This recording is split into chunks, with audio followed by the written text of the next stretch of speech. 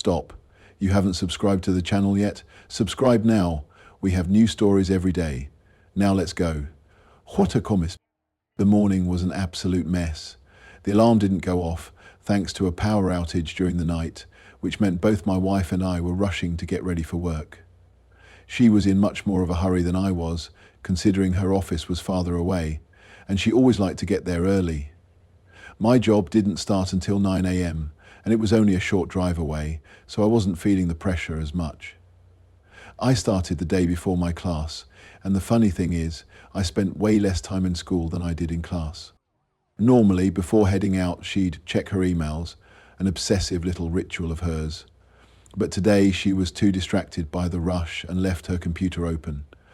As I was about to turn it off for her, something caught my eye, the subject line of an email, "Have a nice trip."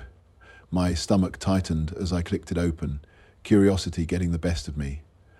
Although there was no time limit on return posts, the subject line set for 2:30 p.m. Inside the email, well, it was all laid out plain as day. My wife had been planning a trip to Okinawa, Japan, with another man while I was away on business. It felt like the ground was crumbling beneath me. How could this happen? What kind of person would go behind their partner's back like this?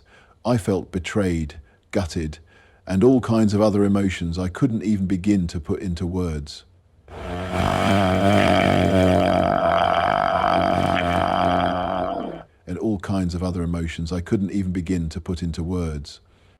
Let me step back a second.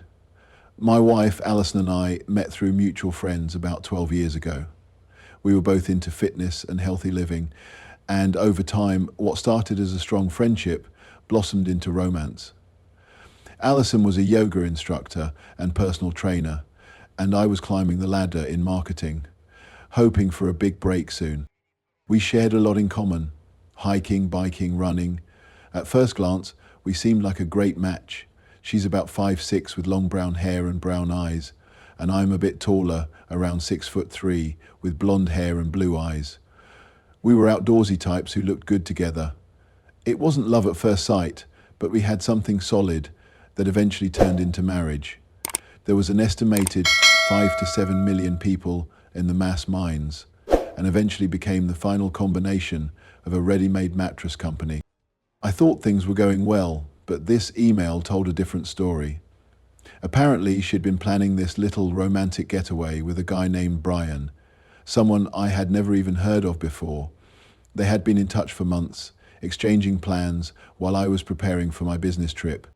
This trip was supposed to be a big deal for my career. Landing a major contract was on the line, and this could have been a game changer for me professionally. Instead, all I could think about was how my wife was getting ready to spend a vacation with another man, behind my back. Anger started to creep in, fast and hard.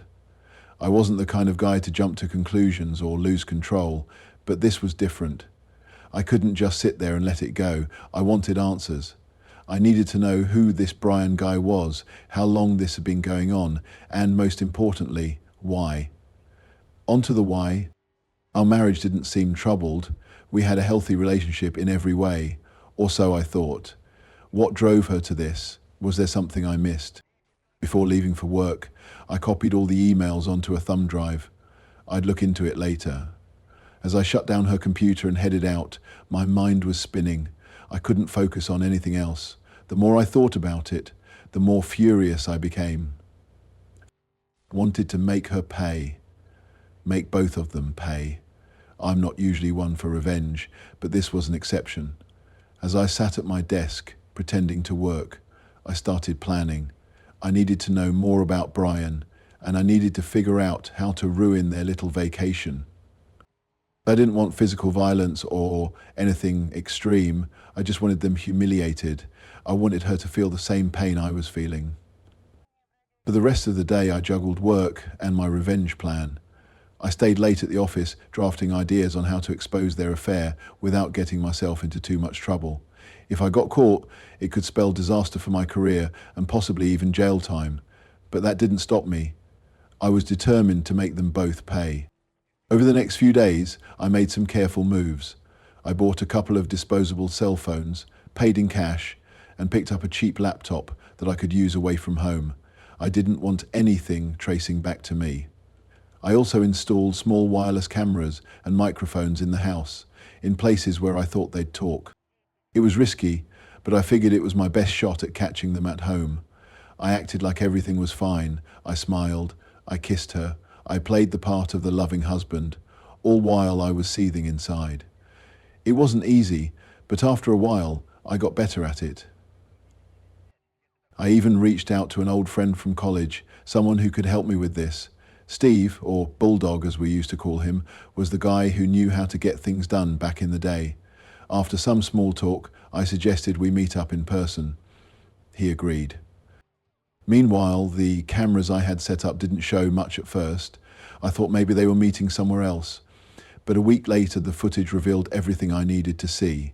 They had been together in our home while I was at work. It was disgusting to watch, but I had to sit through it if I wanted more information. The next time they were at the house, it was different. They were just talking about their trip. I caught the flight number, departure time, and all the details I needed. Now I had enough to move forward with my plan. As they kept making their plans, my fury grew uncontrollable. The thought of hurting them flashed across my mind more than once, but I pushed it aside. I wasn't going to waste my energy on something impulsive like that. The end of the exercise was as expected enough, and the jury took their decision to arrive. No, I wanted them to suffer. I wanted this revenge to stay with them for the rest of their lives. In my mind, I pictured the day when my soon-to-be ex-wife, old and frail, would be lying on her deathbed. I would stroll in with a smile, lean down, and whisper how I had destroyed her little getaway. Then, I'd turn and walk away, leaving her in stunned silence. That day would come, but first, I had a plan to execute.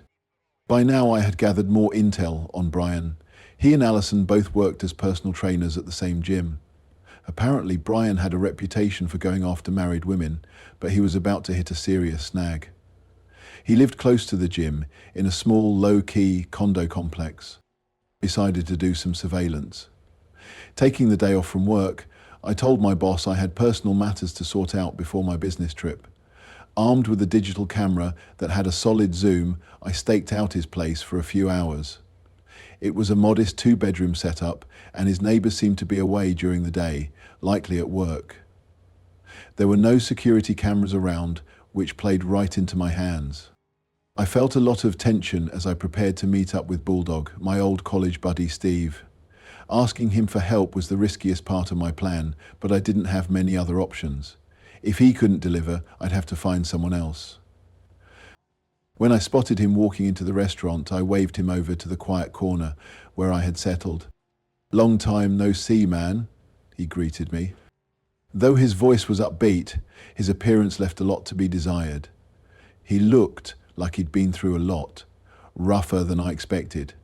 If I didn't know better, I'd have thought he was an extra on some zombie show. We exchanged some small talk, mostly about our college days and the wild parties Bulldog used to throw. Back then, he was the king of the scene, but those days had clearly taken their toll. He looked about 15 years older than he actually was. I didn't waste time. I told him why I needed him. Bulldog wasn't dumb, and I wanted to make sure I didn't spook him with too much information too soon. I hinted that I was throwing a private event and needed party favors. The two captains agreed to work together to plan a party favor. I passed him a list, trying to keep it casual. I assured him I'd make it worth his while financially. At first, his face lit up with surprise, but then he grinned. He was in, no questions asked. It must have sounded like a wild time to him. He even asked if he could bring another buddy, someone we both knew from back in the day, a guy named Rick. I agreed, as long as they could handle the list. Bulldog wanted cash up front to make the arrangements, so I handed him an envelope stuffed with a few $1,000s. His eyes widened, but he didn't say much. He confirmed it was more than enough to cover everything and that we'd meet up the next week to exchange the goods. I also gave him one of my burner phone numbers just in case something went wrong. I went to get the phone and pulled out the numbers that met my wife and my daughter. then spun around to the window and put my burner phone numbers in the envelope.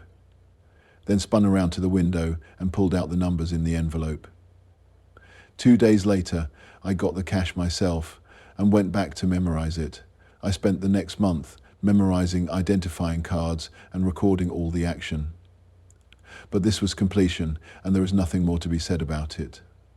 I stuffed all the expense money in my underwear drawer and bundled up the remaining underwear into a package of 200 and dropped. With that settled, we left the restaurant. I needed everything to go smoothly as the clock was ticking. Alison and Brian's flight was set to leave the day after I was scheduled for my business trip. 2 weeks before the trip, I met with Bulldog again. He came through and got me everything I needed. Now, it was just a matter of timing. 3 days before I was supposed to leave, I left work early and checked Alison's suitcase. She had it all packed for her little romantic getaway. What a thoughtful woman. Carefully, I slipped a few special surprises into her luggage. They were well hidden, so she wouldn't notice them until it was too late. The dreams of andragons, when suddenly impossible grown boulders suddenly turn into pale hot rocks. Then came the riskiest part, breaking into Brian's place. I knew his schedule well enough by then, so I wasn't worried about him catching me. The tricky part was the actual break-in. I had never done anything like that before. Why? After some research online, I bought a lockpick set and practiced for days, getting the hang of it at home and even at work. Turns out, I had a knack for it. Confident in my new skill, I took an extended lunch break from work and drove to his condo. I was able to pick the lock in just over a minute. Wearing latex gloves, I moved quickly and quietly, heading straight for his bedroom. Just like Alison, Brian had his bag packed and ready to go. I couldn't help but grin as I added a few gifts of my own to his suitcase. Before leaving, I went into the kitchen and found a can of coffee. Emptying it into a bowl, I dropped a few packets at the bottom, refilled the can, and put it back exactly as I'd found it. The place looked untouched. Satisfied, I left and returned home. But I wasn't done yet. A couple of days before my trip, I contacted an old friend, someone with connections. His cousin worked for the TSA at the airport, and I needed to get the flight details into the right hands.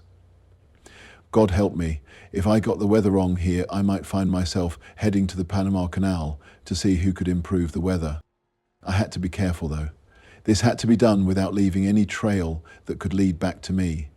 So I gave my friend a call, making sure to be vague about where I got my information. I need a favor, but you've got to keep this completely confidential, I told him. I passed along the flight details in Brian's name, carefully leaving out any mention of my wife. Bill agreed to quietly pass the information to his cousin without raising any red flags. Once I was sure everything was in motion, I removed all the cameras and bugs from the house so that no one would ever discover them. I wasn't done yet though. I left a few extra surprises in Alison's car, just to add to the chaos. The day before my trip, I decided to have a little fun at Alison's expense. When I got home from work, I sat down wearing an upset expression. Naturally, she noticed. "What's wrong?" she asked, sounding concerned. "Something happened at work today," I replied, sounding dejected.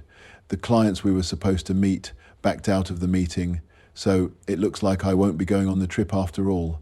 The company's losing out on a big opportunity." I was trying hard not to smirk as I watched her face fill with shock and worry. It suddenly became clear.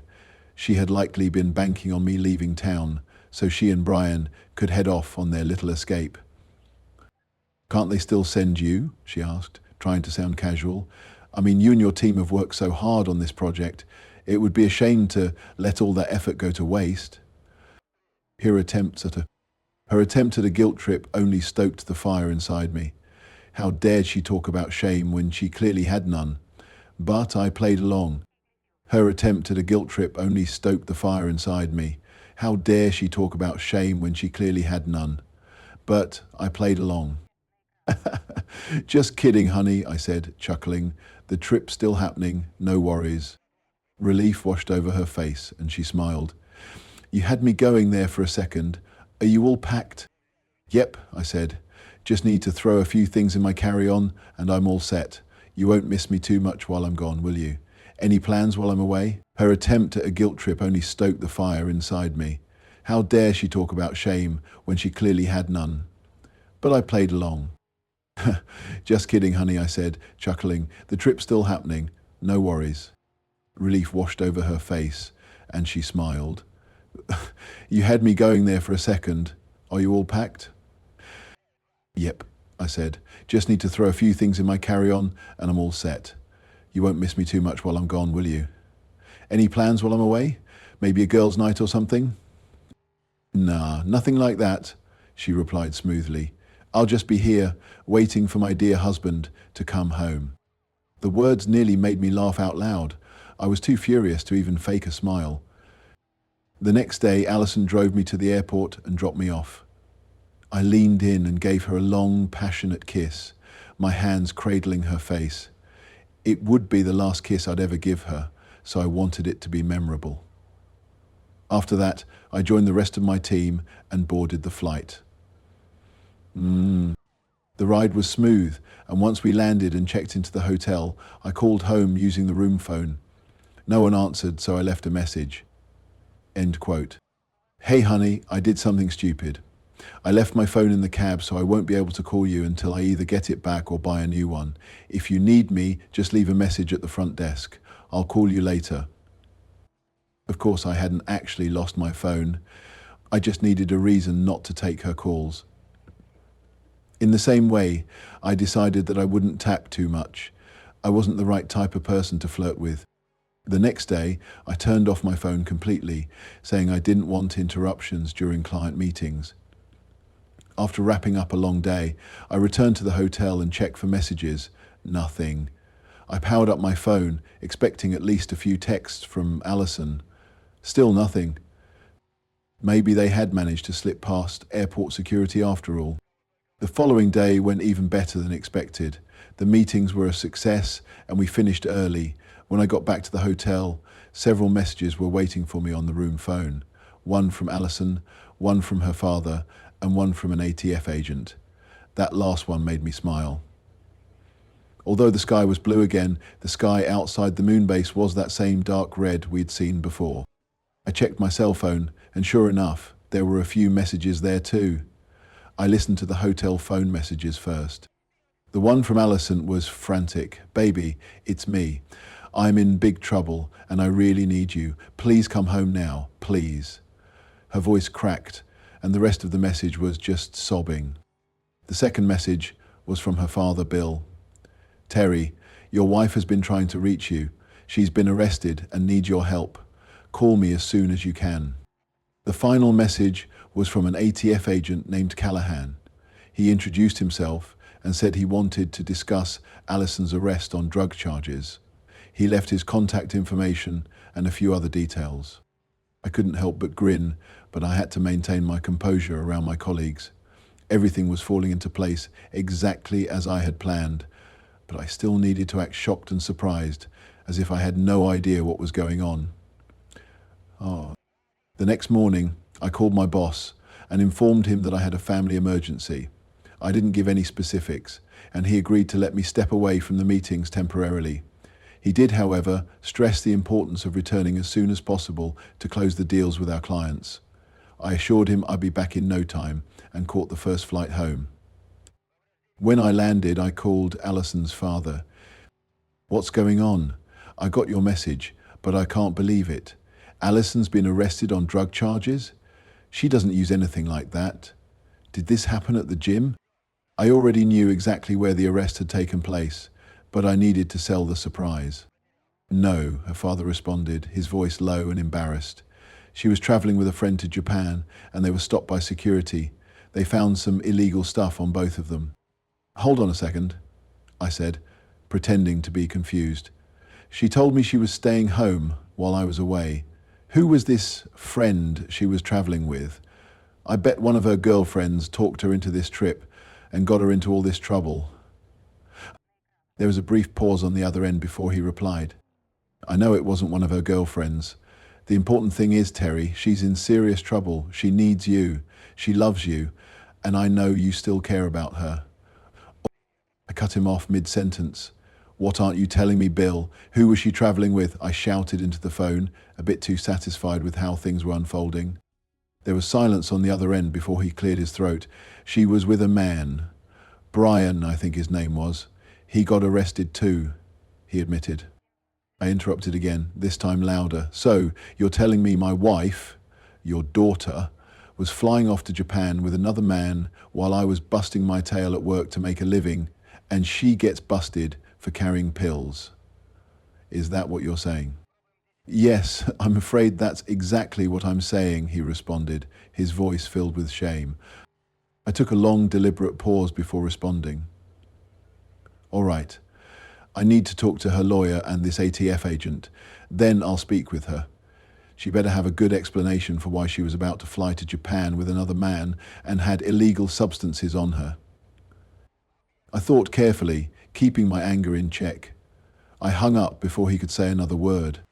When I got home, there were over 20 messages waiting on the answering machine. The first one was my own message about losing my cell phone. The next few were from Alison, hoping I'd check in during my business trip. Several were from Bill, her father, and the rest were from her lawyer, urging me to get in touch as soon as possible. I called the lawyer, but since he wasn't available, I made an appointment for the next morning. Then I dialed ATF agent Callahan and arranged to meet him downtown later in the day. As I cleaned up and prepared to head out, I couldn't help but mentally go over everything again, checking to make sure I'd covered all my tracks. I didn't stop there. I scheduled a security company to install a high-end system by the end of the week. Within a few days, I had most of Alison's things packed up and ready to send to her parents' place. She called me several times, but I ignored every single one.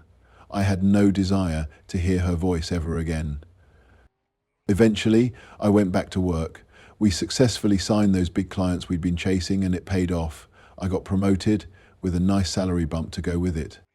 Divorcing Alison was surprisingly easy, a clean split, no spousal support, and she had to cover all her legal fees from the drug charges. Despite her attempts to reach out, I kept my distance. She didn't go to trial. The evidence against her was overwhelming. Her lawyer convinced her to take a plea deal, which led to a shorter sentence than she could have faced. She wasn't happy about it, but it was her only option. Brian, on the other hand, fought harder to prove his innocence. It didn't work. He got 15 years, while Alison got 5. The day of her sentencing, she asked to see me one last time before she went to court. Reluctantly, I agreed. We met at her lawyer's office an hour before her court appearance. When she walked in, her eyes were red and teary. Terry, I just want you to know that Brian meant nothing to me. You're the one I've always loved, and I always will. I'm truly sorry for everything, for hurting you. I never intended for things to turn out like this. I hope you can forgive me someday, she said, her voice quivering. I sighed and asked the question that had been eating at me. Alison, I need to understand one thing. Why did you do it? Were you bored? Was I not enough for you? Or was it just the thrill of sneaking around and getting away with it? What made you throw our marriage away? What made you throw your marriage away? She looked down for a moment before responding. I honestly don't know why. Maybe it was the excitement of doing something forbidden, but I've always loved you. I shook my head. I guess you didn't love me enough, otherwise you wouldn't have done it. Alison, I hope this is the last time I have to see you. I don't want to deal with you ever again. Spend your time in prison thinking about what you've lost because you craved some excitement. I'm sure you'll find plenty of thrilling experiences in there once the other inmates notice you. Her tears flowed freely then, mixed with fear. Over the next few years, my life changed for the better. The company grew and I eventually became a VP. We expanded the business, opening an office in Hartford, and I was chosen to lead it. That meant selling my house and moving to Connecticut, where I settled into a sleek apartment. I received a few letters from Alison early on, but I sent them back unopened. That part of my life was over. I was ready to move on.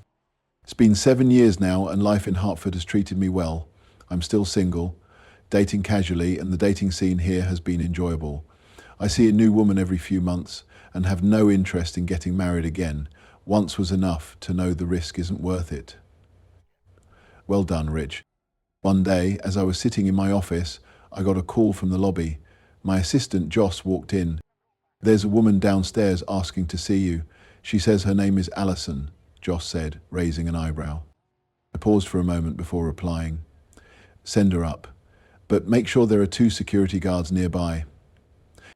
I quickly wrote down a note and handed it to Joss. Give me a call a few minutes after you bring her in, I instructed. She glanced at the note and gave me a knowing smile before leaving. A few minutes later, Alison stepped into my office. She looked much older than the last time I saw her, at least 10 years older.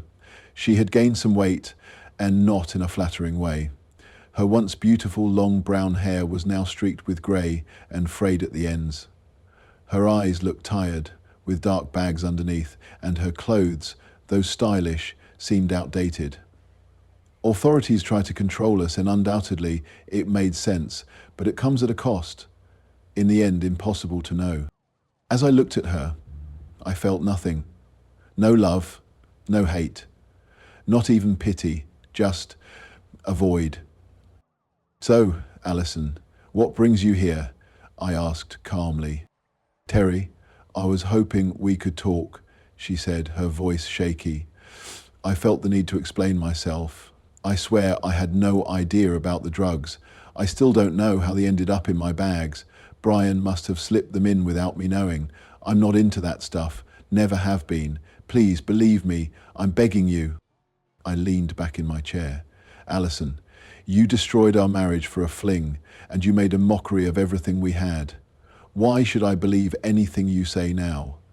You went out of your way to find me, just to tell me another lie. She started crying again. I love you, Terry. I still do. I want us to be together again. I want to make things right. Just then, my desk phone rang. I picked it up and put it on speaker. Good. Yes, Joss, what's up? Eva called to confirm. You should get 4 tickets for the Open. Her parents are coming into town and they want to meet you, she said. Let her know I'll buy the 4 tickets, I replied. Also, find out where her parents are staying. I want to send her mother a dozen roses. I ended the call and turned back to Alison. You were saying? She blinked, fighting back more tears. Who's Ava? She asked, her voice barely above a whisper. Oh, just someone I've been seeing lately. But we're not here to discuss my dating life, are we? You mentioned you still have feelings for me, and while I appreciate that, I need to be clear. I don't feel the same way about you anymore. When your affair with Brian came to light, I was done with us. Now it's time for you to leave, and I don't want to see you again. Do you understand? I had nothing to do with those drugs, Terry. I swear I was framed, she cried. Enough with the lies, Alison. You cheated on me and you're still lying. I've told security that if you come back, you'll be arrested. Now please go and don't come back. She nodded through her silent tears. I stood up, escorted her to the door, and watched as the security guards led her out. Joss walked in after a few minutes. What was that all about? She asked, curious. Oh, that? Just me finally done cleaning up the mess from the past.